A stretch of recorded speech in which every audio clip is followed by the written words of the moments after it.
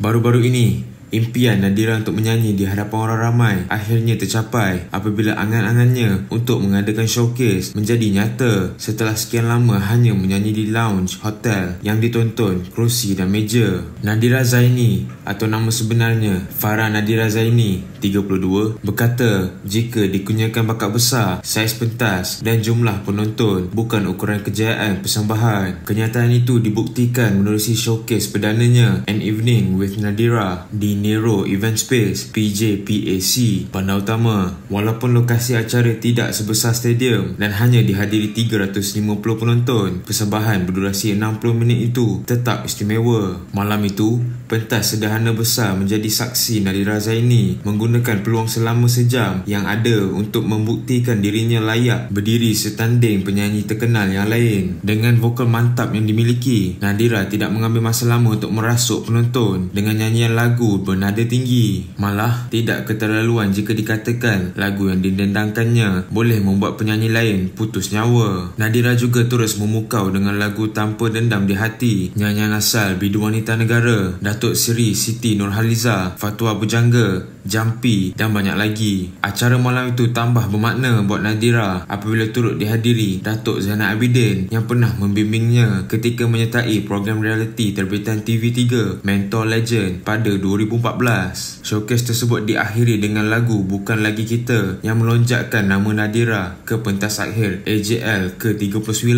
sekaligus meraih gelaran naib juara. Jangan membuat sebarang spekulasi yang boleh mencetuskan kontroversi. Apapun, diharapkan semoga Nadira terus meraih kejayaan dalam industri yang diceburi.